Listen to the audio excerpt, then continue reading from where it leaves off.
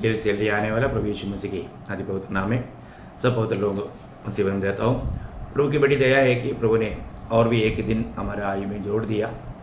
अनंतकाल की तैयारी करना हमें मिला हुआ ये जीवन की सौभाग्यता है।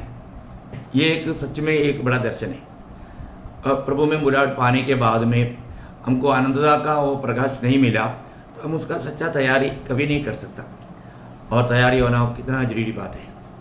तो मैं आपको कल का विषय को आगे बढ़ते हुए दूसरा आनंद का आधार का विषय में आपको बोलना चाहता हूँ। कल मैंने आपको बोला था कि हमारा नाम स्वर्ग में लिखा है, इसमें आनंदित होना करके यीशु मसीह बताया।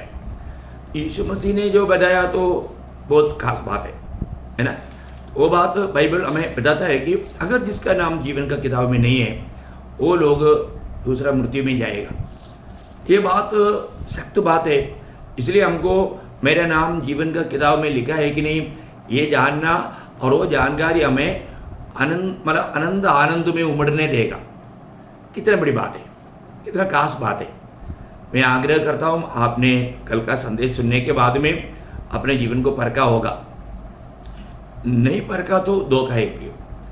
अब जरूर परखो कि आपका नाम मेमने की किताब में है कि नहीं तो प्रवेश नहीं करेगा करके वचन जो कहता है वो सत्य है, वो बदलेगा नहीं।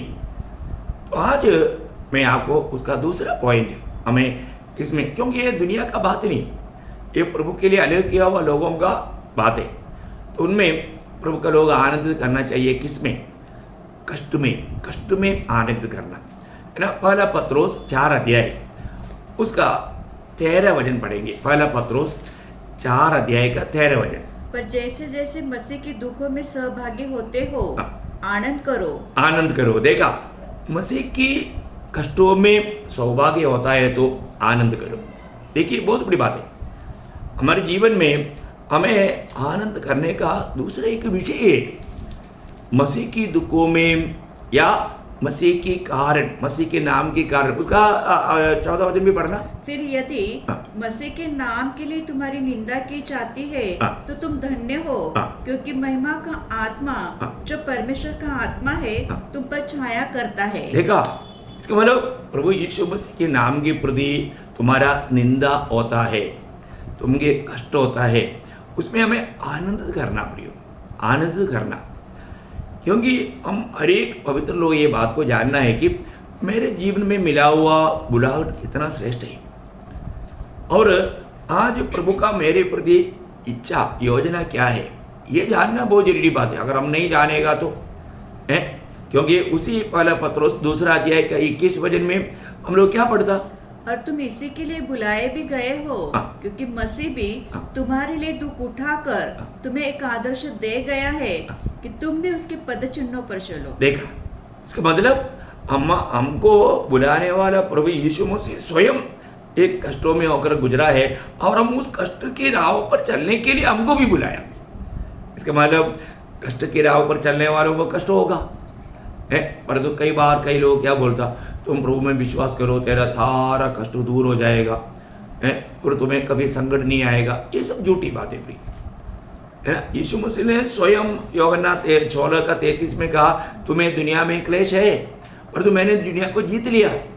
दुनिया के ऊपर विजय पाया हुआ यीशु मसीह हमारे साथ है, परंतु दुनिया में जब तक हम रहेगा हमारे जीवन में कष्ट रहेगा। संसार में तुम्हें क्लेश होते हैं। हाँ देखा, संसार में तुम्हें क्लेश होता है, परंतु धाड़स बांधो, मैंने संसार को जीत लिया है। जीत लिया। देखा, मतलब हमारे जीवन में आपको मालूम है कष्ट एक हथियार है। वो पहला पत्रोस 4 अध्याय का पहला वचन में पत्रोस उड़ाकर कहने वाले एक बात है, तुम कष्ट रूपी उस हथियार को धारण कर लो है ना। पहला पत्रोस 4 अध्याय उसका पहला वचन। इसलिए जबकि मसीह ने शरीर में होकर दुख उठाया तो तुम भी उसी मनसा को हथियार के समान धारण करो। देखा, तुम भी उसी मनसा को हथियार के समान धारण करो। बहुत बड़ी बात है ना प्रियो है। आज हमने वो बात को धारण किया है कि नहीं है। हमारे जीवन में मैं एक मसीह व्यक्ति है तो मेरे जीवन में कष्ट आएगा है। कष्ट को देख करके कभी भागना नहीं प्रियो। कष्ट में आनंद रह पाएंगे ना। चले लोग ये बात तो हमारा सिखा हुआ बात है, उनके जीवन में ऐसा मुसीबत आया ना कितना अनुभव हम देखता है। एक बात आपको बताता हूँ, जब प्रेरितों का 5 अध्याय उसका 40 से 42 तक पढ़ना। तब उन्होंने उसकी बात मान ली हाँ। और प्रेरितों को बुलवाकर पिटवाया हाँ। और ये आदेश देकर छोड़ दिया हाँ। कि यीशु के नाम से फिर कोई बात न करना। हाँ। वे इस बात से आनंदित होकर हाँ। महासभा के सामने से चले गए हाँ। कि हम उसके नाम के लिए अपमानित होने के योग्य तो ठहरे। हाँ। वे प्रतिदिन मंदिर में और घर घर में उपदेश करने और इस बात का सुसमाचार सुनाने से कि यीशु ही मसीह है न रुके। ना रुके। देखो इसका मतलब उनको इतना पिटाई भी किया, निंदा भी किया, लेकिन वो निराश नहीं हुआ प्रियो, है ना। आज हमारे जीवन में अगर कोई ऐसा पिटाई करेगा तो वो पिटाई के बारे में बहुत बड़ा बंडलबाजी करते रहेगा, है ना। मतलब क्यों है, क्या है, वो परमेश्वर का सच्चा जीवन का मार्ग नहीं जानता प्रियो। हम और ऐसा कुछ बात हुआ, कुछ थोड़ा निंदा हुआ, लोग मंडली छोड़कर भाग जाता, कितना दुखदायक बात है।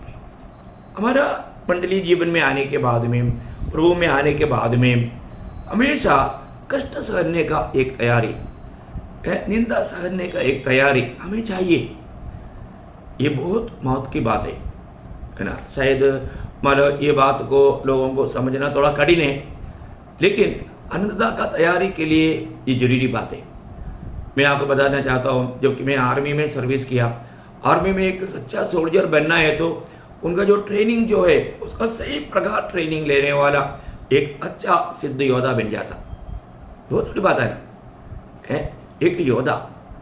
उसको प्रेरित पौलुस दूसरा तिमोथी दूसरा अध्याय का 3रा वचन में मानो तिमोथियुस को बोलने वाले एक बात आपको याद होगा, मसीह यीशु के अच्छे योद्धे के समान मेरे साथ दुख उठा। देखा, मेरे साथ दुख उड़ा। उसका पहला अध्याय का 8 वचन भी देखिए, बहुत सुंदर बात है। कैसा दुख उड़ाना, किस बात के लिए दुख उड़ाना? इसलिए हमारे प्रभु की गवाही से और तुमसे जो उसका कैदी हूँ लज्जित न हो, पर उस परमेश्वर की सामर्थ के अनुसार सुसमाचार के लिए मेरे साथ दुख उठा। देखा, सुसमाचार के लिए मेरे साथ दुख उठाओ। मतलब आपको ये याद हो ना, सुसमाचार सुनाने वालों को ही कष्ट होता।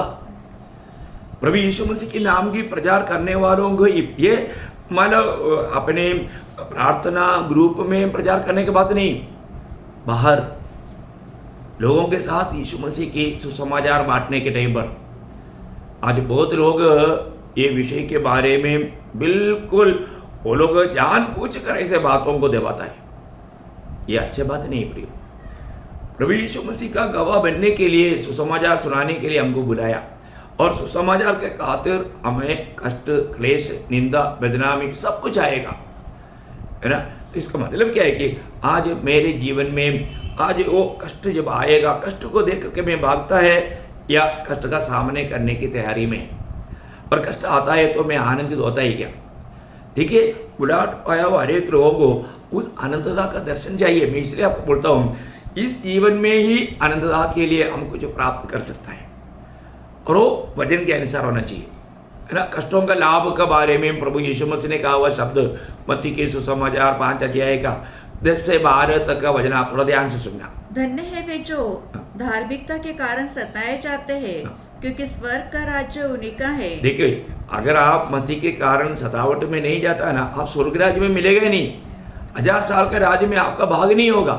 आगे, धन्य हो तुम जब मनुष्य मेरे कारण तुम्हारी निंदा करे और सताए और झूठ बोल बोल कर तुम्हारे विरोध में सब प्रकार की बुरी बातें कहे, तब आनंदित और मगन होना, क्योंकि तुम्हारे लिए स्वर्ग में बड़ा फल है। ये वचन आपको याद आएगा कष्ट तकलीफ आने के टाइम पर, है। देखिए, हमें स्वर्ग में बड़ा प्रतिफल मिलने वाला बात यीशु मसीह के खातिर निंदा, कष्ट सब सहना है प्रियो, है। आज हम लोगों को संगति में क्यों नहीं आया, इतना पूछने पर लोग नाराज हो जाता। प्रभु के लिए कष्ट सहने के लिए, है। अभी अरे हम लोग इन कष्टों में बहुत खुशी के साथ करते जा रहा है, तो हम पौलुस जैसे अभी तिमोथियुस को बोला, अभी आपको मैंने पढ़कर सुनाया, दूसरा तिमोथी दूसरा अध्याय का 3रा वचन में, तू भी मसीह के अच्छा योद्धा की नहीं तो मेरे साथ कष्ट सगो, दुख सगो। वो बुलावट आज कोई नहीं चाहता। ऐसे बुलाने के लिए लोगों को डर भी है कि उनके कोई नहीं आएगा, है ना। हमें ये बात को जानना है कि आज हमारे जीवन में देखो, शुरुआत के दिनों में, मंडली के शुरुआत के दिनों में लोगों को कितनी प्रकार का कष्ट हुआ, सिर्फ शारीरिक क्लेश हुआ, इतना ही नहीं, उनको आर्थिक नष्ट भी, नुकसान भी हुआ। इब्रानियों का पत्री 10 अध्याय का 34 वचन में मतलब वहाँ पर वो लेखक कहता है 10 अध्याय का 34, क्योंकि तुम कैदियों के दुख में भी दुखी हुए और अपनी संपत्ति भी आनंद से लूटने दी। देखा, अपनी संपत्ति भी आनंद से लूटने दी। संपत्ति थोड़ा गया तो दुखी नहीं हुआ। यह जानकर कि तुम्हारे पास एक और भी उत्तम और सर्वदा ठहरने वाली संपत्ति है, स्वर्ग में है। स्वर्ग का बात है प्रियो। आज लोग अपनी संपत्ति को अपनी स्वार्थता में इस्तेमाल करते हुए, 10 पैसा प्रभु की सेवा में भी ना देते हुए, मैं नहीं देगा निर्णय लेकर चलने वाले लोग हैं, वो आत्मीय जीवन में कहाँ पर बढ़ेगा प्रियो। प्रभु भिखारी नहीं प्रियो, प्रभु को किसी का जरूरत नहीं। परंतु सच्चा आत्मिक जन प्रभु का सेवा में अपना धन इस्तेमाल करेगा, बहुत बड़ी बात है। तो मैं एक बात आपको बताना चाहता हूँ, ये सब उस समय में मानो विरोधियों ने जो मसीह बनते थे उनकी संपत्ति लूटते थे। देखो कितना भयंकर बात है। तभी भी वो लोग उसके बारे में चिंता नहीं किया, लूटने वालों को लूटने दिया, उनके साथ झगड़ा नहीं किया। कितना अनमोल बात है, क्योंकि उनको मालूम है यीशु मसीह की खातिर मुझे ये संपत्ति अगर नष्ट हो जाएगा, मुझे स्वर्ग में बहुत बड़ा प्रतिफल मिलेगा। ये प्रभु का वायदा है ना प्रियो, ये प्रभु का वायदा है। तो हमको ये बात को जानना है कि हमें इस जीवन में मसीह के खातिर, सुसमाचार के खातिर जो भी कष्ट सहना पड़ता है, ये सब आनंदता में हमें बहुत बड़े प्रतिफल में, कई प्रकार की प्रतिफलों में बदलने वाला है। जैसे अभी रोमियो का पत्र 8 अध्याय है, उसका 17-18 वचन अगर आप जब पढ़ेगा रोमियो उसका 8 अध्याय का 17-18, और यदि संतान है तो वारिस भी, वरन परमेश्वर के वारिस और मसीह के संगी वारिस है, कि जब हम उसके साथ दुख उठाए। देखा प्रभु, हम जब भी दुख सहता है हम अकेला में नहीं प्रियो, प्रभु हमारे साथ है, प्रभु हमारे साथ है। वो बोझ का भारी भाग प्रभु ने लिया हुआ है, हल्का सा ही बात हमें लेने के लिए प्रभु परमिशन देता है।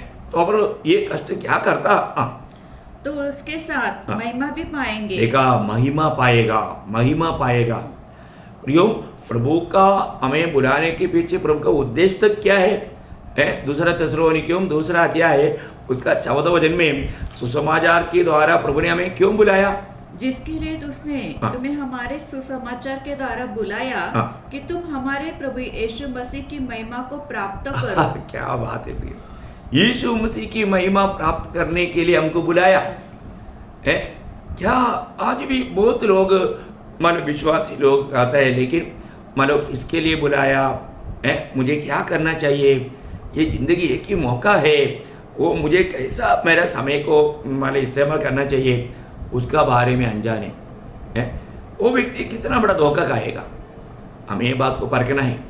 मेरे जीवन में वास्तव में मानो मैं आनंदता का उद्देश्य में प्रभु ने मुझे सुसमाचार के द्वारा उसकी महिमा के लिए बुलाया। वो महिमा कब पाएगा? जब मैं प्रभु के लिए दुख सगे, कष्ट सगे। देखिए, आपको दुख कष्ट सहते बिना प्रभु चाहने वाला गुण आपके अंदर आएगा ही नहीं। आपको ये दर्शन अगर नहीं मिला, मैं आपको बोलता हूँ, एक सच्चा भक्त ही जो सही में प्रभु का बुलाहट पाया, प्रभु उसका जो प्रकाश देगा, वो कष्टों में ही बड़े आनंद मनाएगा। प्रिय, उसका एक बड़ी बात रोमियो 5 अध्याय का 3-4 वचन में पौलुस एक बड़ा भेद वहाँ पर कहता है। आपको याद है रोमियो 5 अध्याय का 3-4 क्या बोलता है? यही नहीं, वरन हम क्लेशों में भी घमंड करें, यह जानकर के क्लेश से धीरज और धीरज से खरा निकलना और खरा निकलने से आशा उत्पन्न होती है और आशा से लज्जा नहीं होती, क्योंकि पवित्र आत्मा जो हमें दिया गया है उसके द्वारा परमेश्वर का प्रेम हमारे मन में डाला गया है। देखिए, ये हमारा विषय क्या है प्रियो? प्रभु का वचन कहता है हमारे जीवन में जब हम कष्ट में भी आनंद करता है। पौलुस वहाँ पर क्या बोला? हम कष्ट में भी आनंद करता है। क्यों आनंद करता है?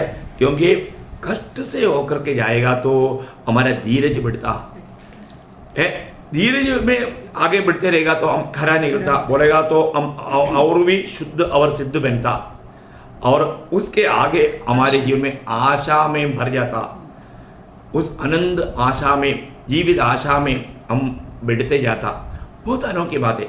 आज बहुत लोग इस रिद्धि में कष्ट के राह पर ना चलने के कारण उनके जीवन में धीरज नहीं, छोटी छोटी बातों में टच में नोट एक याद रहता है ना, ऐसा याद छूट गया, बस पंग टूट गया, अभी उड़ नहीं सकता, गिर गया, ऐसी अवस्था नहीं प्रियो। एक सच्चा भक्त इस प्रकार का प्रकाश पाया हुआ व्यक्ति है। हमारे जीवन में कोई भी प्रकार का प्रभु में होते हुए कष्ट आएगा तो हम उसको आनंद के साथ सामना करना। ऐसा है तो बड़े बड़े प्रतिफल पाने लायक हमें धीरजवंत बनाएगा, और ऐसा हम एक सच्चा सिद्ध भक्त बनेगा, तो वो आशा भरा जीवन बिता पाएगा। कितना अनोखी बात है। आज हमको परख कर देखना है। इवन एक बात मैं आपको बताना चाहता हूँ, जो व्यक्ति को सचमुच में सच्चा समर्पण है बुलाहट के अनुसार, वो व्यक्ति अगर प्रभु उस व्यक्ति को अगर इस्तेमाल करना चाहता है तो उसको प्रभु कष्ट में होकर जाने देता। ये सच्ची बात है। ये मैं अपने अनुभव से भी मैं आपको बताना चाहता हूँ। मैं बहुत से बार देने वाले एक गवाही है, जो आग में होगा वो धूप में नहीं सूखता। प्रियो, मसीह जीवन की शुरुआत से लेकर के मेरे जीवन में एक कष्ट एक बढ़कर एक बढ़ते गया, लेकिन प्रभु का अनुग्रह है। प्रभु अपने हाथ में मुझे संभाला, प्रभु का अनुग्रह की दृष्टि मेरे ऊपर था। प्रभु के अनुग्रह से मैं उन बातों से पार होकर के आज इस प्रकार इस उत्साह के साथ अच्छा भाग जोड़ करके, किसी को भी निर्लज्जित होकर के, निर्डर होकर के हमेशा सुसमाचार सुनाते रहने के लिए प्रभु ने मुझे पर कृपा दिया। सिर्फ मुझे पर नहीं, मेरे साथ जितनी पवित्र लोग हैं वो लोग भी मेरे जीवन से प्रभावित होकर के सुसमाचार सुनाने में हमेशा लगा रहता। बहुत बड़ी बात है। मैं आपको बताना चाहता हूँ, ये जरूरी बात है ना। जिसको भी प्रभु इस्तेमाल करना चाहता, प्रभु उसका जीवन में कष्ट का अनुमति देगा। मैं आपको बोलता हूँ, मुझे मेरे साथ के लोग गवाही देते हैं, आपकी गवाही हमें बहुत प्रोत्साहन दिया। इवन वो इधर का बात नहीं, मैं केरला में भी जब जाता है तो वहाँ पर बहुत से लोग ये गवाही देता है, बहुत से लोग प्रभु के लिए निकला अपनी गवाही के कारण। ये सच्ची बात है प्रियो। हमारे जीवन में, मसीह जीवन में एक सच्चा गवाही है। ऐसा एक गवाही हमारा है क्या, है ना। प्रभु जिसको भी इस्तेमाल करना चाहता है। आपको मालूम है पौलुस अपने जीवन के बारे में क्या बोला, 2 कोरिन्थी 1 अध्याय उसका 4 से 7 वचन पढ़ना। 2 कोरिन्थी उसका 1 अध्याय 4 से 7। वह हमारे सब क्लेशों में शांति देता है, हाँ। ताकि हम उस शांति के कारण हाँ। जो परमेश्वर हमें देता है, हाँ। उन्हें भी शांति दे सके, जो किसी प्रकार के क्लेश में हो। देखा, इसका मतलब मसीह लोग कई प्रकार का क्लेश में गुजरता। अभी उनका जो भी प्रकार का क्लेश है, वो क्लेश में हुआ वो कष्ट पहले हमको दे दिया, ताकि हम उनको ये बता सकता है, देखो हमारे भी जीवन में ऐसे क्लेश आया, कष्ट आया, परंतु प्रभु ने हमें कैसे पार कराया और प्रभु ने उसमें हमें कैसे सांत्वना दिया। बहुत बड़ी बात है ना प्रियो, बहुत बड़ी बात है। प्रभु जिस व्यक्ति को प्रभु का महिमा के लिए इस्तेमाल करना चाहता, मैं आपको गारंटी से बोलता हूँ, उसको पहले प्रभु इस कष्टों में होकर के प्रभु उसको निचोड़ करके एकदम सिद्ध बनाएगा, ताकि वो कष्ट में चलने वाला, किसी प्रकार का कष्ट में रहने वालों को मैं हमेशा अपने अनुभव से मैं लोगों को प्रोत्साहन देता हूँ। क्योंकि उन लोगों का कुछ भी बात खाता है तो मुझे उनको ये समझाना बहुत आसानी है, क्योंकि ऐसा बहुत से बात मेरे जीवन में गुजरा है।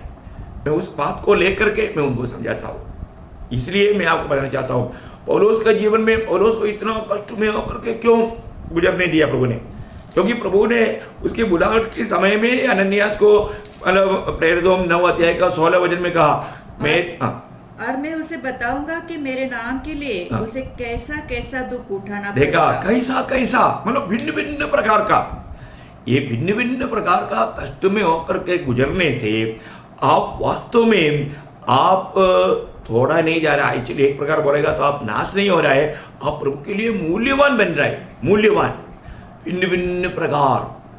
बहुत बड़ी बात है ना प्रियो।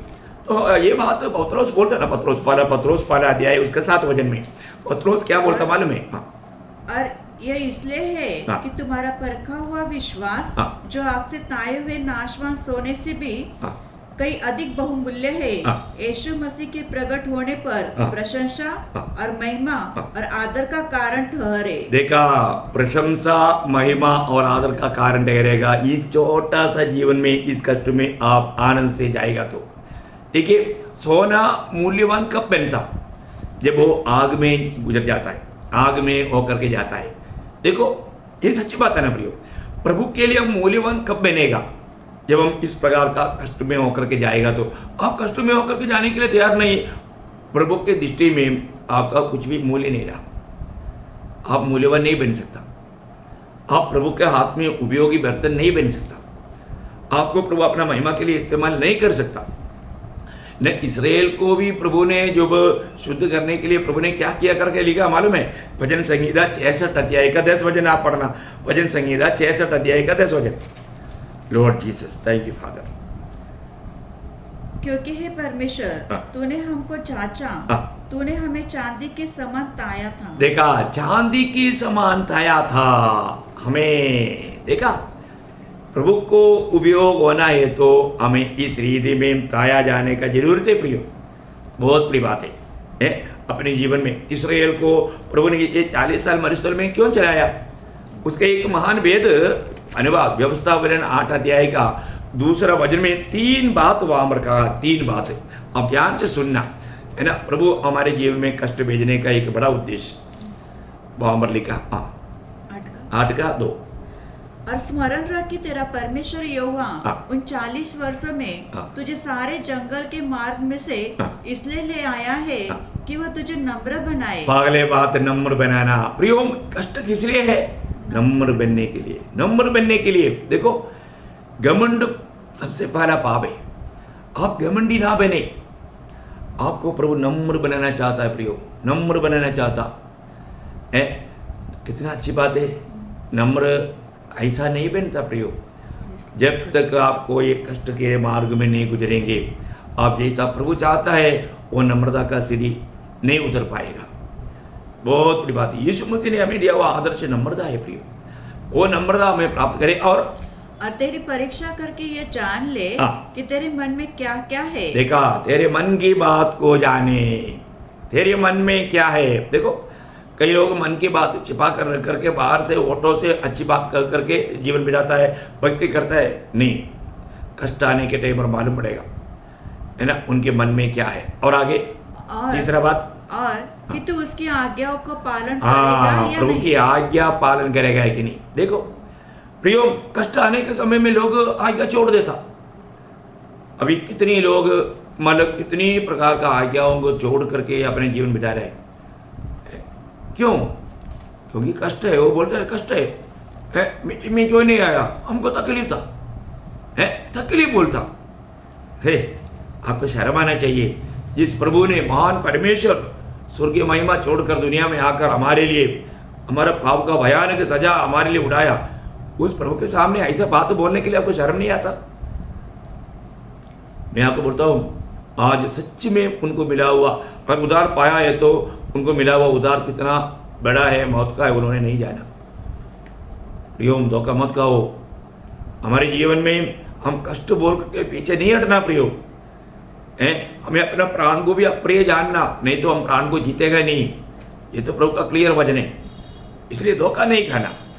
तो प्रभु हमें नम्र। देखो, अभी कई लोग कई को चुपचाप बोलता है तो उनको ऐसा लगता है कि उनके ऊपर भयंकर प्रभु ने बोझ रखा। ऐसा नहीं है प्रियो, प्रभु ने ऐसा कोई बोझ नहीं रखा है। अभी आपको मालूम है, भक्तों में बहुत बड़ा कष्ट सहा हुआ व्यक्ति ईयोब। ईयोब ने कितना कष्ट सहा, परंतु ईयोब स्वयं देने वाले एक गवाही आपको मालूम ना। ईयोब 23 अध्याय का 10 वचन में वो क्या कहता है प्रियो, वो कितना कष्ट में गुजरा। आपसे चाहिए परंतु वह जानता है कि मैं कैसी चाल चला हूँ, और जब वह मुझे ता लेगा तब मैं सोने के समान निकलूंगा। देखा, इसका मतलब क्या है कि मुझे कितना भी कष्ट आने दो, तभी भी मैं प्रभु का दिल का जैसा बन करके मैं बाहर आऊंगा।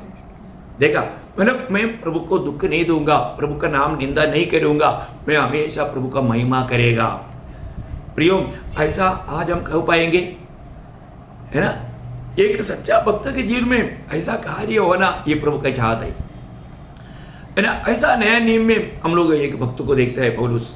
और उसके जीवन में भी बहुत भयंकर कष्ट था, वो बहुत कष्ट में गुजरा है, इसमें कोई संदेह नहीं। उसका बारे में एक बहुत बड़ा लंबा लिस्ट हम लोग 2 कोरिन्थियों 11 अध्याय का 23 से 28 तक देखते हैं। मैं अभी उसको नहीं पढ़ेंगे, आप देखना बाद में। लेकिन वो भक्त 2 कोरिन्थियों 12 अध्याय का 7 से 10 तक वचनों में वो क्या कहता है, आप सुनिए। इसलिए कि मैं प्रकाशनों के बहुत ऐसे फूल न जाऊं, हाँ। मेरे शरीर में एक कांटा चुभाया गया, हाँ। अर्थात शैतान का एक दूत, हाँ। कि मुझे घूंसे मारे, हाँ। ताकि मैं फूल न जाऊं। हाँ। इसके विषय में मैंने प्रभु से 3 बार विनती की हाँ। कि मुझसे ये दूर हो जाए, हाँ। पर उसने मुझे कहा, मेरा अनुग्रह तेरे लिए बहुत है, हाँ। क्योंकि मेरी सामर्थ निर्बलता में सिद्ध होती है। इसलिए मैं बड़े आनंद से देखा अभी वो इतना तकलीफ में गुजरने के बावजूद भी अभी मैं वो बोलता है, मैंने बड़े आनंद के साथ मैं प्रभु के खातिर आनंद से भी हाँ। निर्बलताओं में घमंड करूंगा। मसीह की सामर्थ मुझ पर छाया करती रहे। कितने बड़ी बात है प्रिय, है प्रभु का अनुग्रह मुझे में बढ़ते जाने के लिए। उसको इतना दुख वेदना, वो क्या क्या कष्ट है अपने को मालूम नहीं। लेकिन एक बात है प्रियो, वो अगर वो अभी वो भी आप देखिए, उसको घमंड में ना गिरने के लिए, आपको मालूम है पौलुस 3 स्वर्ग तक उड़ा लिया गया हुआ व्यक्ति है। स्वर्ग के बारे में कुछ भी बोलने के लिए भी वो डर गया। वो शायद घमंड कर सकते थे, है ना। हमको बहुत प्रकाशन मिला है, मंडली का भेद मुझे प्रकट हुआ है, मैं 3 स्वर्ग तक उड़ा लिया गया हुआ है। ऐसा कई बातों पर आजकल लोगों का जो गवाही सुनता है ना, बहुत घमंड की बातें सुनता, प्रभु का महिमा उनसे नहीं हो रहा है। पर यहाँ पर पौलुस कितना नम्र दास है प्रियो, है। प्रभु ने उनको कहा, मेरा अनुग्रह तेरे लिए काफी है, क्योंकि ये प्रकाशनों के बहुतायत के कारण तुम घमंड में गिर सकता, तुम मेरे हाथ से निकल जाएगा। देखा प्रभु ने प्रभु का भक्त को उस कष्टों में भी प्रभु का सेवा करने के लिए, और वो भी उस कष्ट में और भी ज़्यादा कष्ट सहने के लिए, एक समर्पण का जीवन बिताने के लिए वो तैयार हो गया। अब देखो प्रियो, आज हमारे जीवन में पौलुस कितना एक आदर्श है, क्योंकि उन्होंने यीशु मसीह के कदमों पर वो चलने लगा। एक बात कभी नहीं भूलना, आप कभी भी ऐसा नहीं बोलना है कि मतलब मेरे जीवन में ऐसा भयंकर संकट है। नो, आप प्रभु का कोई दुश्मन नहीं प्रियो, प्रभु आपको प्यार करते हैं, और जो प्रभु का व्यवस्था मार्ग नहीं जानता, है ना। 1 कोरिन्थियों 10 अध्याय का 13 वचन में पौलुस कोरिन्थ मंडली को कहने के टाइम पर उठाकर कहने वाले एक शब्द आपको बहुत याद रहना चाहिए। तुम किसी ऐसी परीक्षा में नहीं पड़े जो मनुष्य के सहने से बाहर है। परमेश्वर विश्वास योग्य है, और वह तुम्हें सामर्थ से बाहर परीक्षा में न पड़ने देगा। देखो, आपके जीवन में जो भी कष्ट आता है, वेदना आता है, दुख आता है प्रियो, मैं आपको बताना चाहता हूँ, अगर आप बोलते हैं मेरे को कष्ट था, संकट था, इसका मतलब आप प्रभु पर दोष लगा रहे हैं, आप प्रभु पर मतलब आप प्रभु का नाम निंदा कर रहे हैं। आप कितना दुखदायी बात है। क्या प्रभु नहीं जानता आपका दुख है?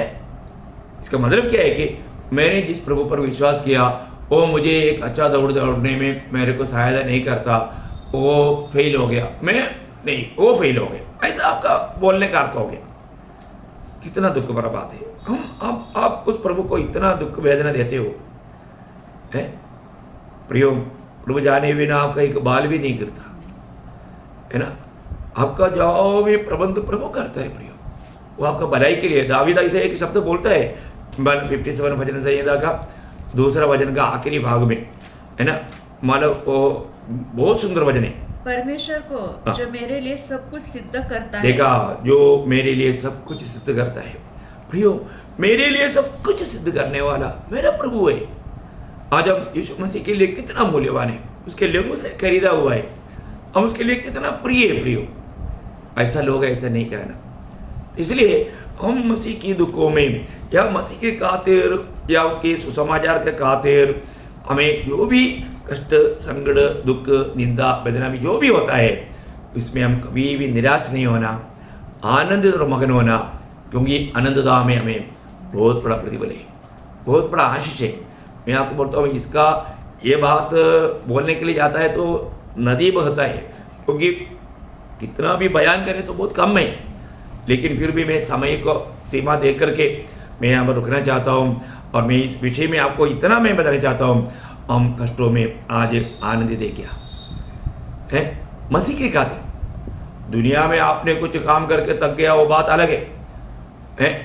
आपका वो दुख की बात अलग है, परंतु मसीह के खातिर, सुसमाचार का खातिर है, अगर हमें कुछ भी कष्ट निंदा होता है तो प्रयोग वो हमें बहुत बड़ा लाभ का है, उसमें हमें आनंदित और मगन होना चाहिए। उसके बाद हमें मिलने वाला उस प्रतिफलों के बारे में एक सच्चा दर्शन पाना चाहिए। तो प्रभु आप सबको ये वचनों के द्वारा बहुत आशीष दे, प्रभु को महिमा मिले, आमीन।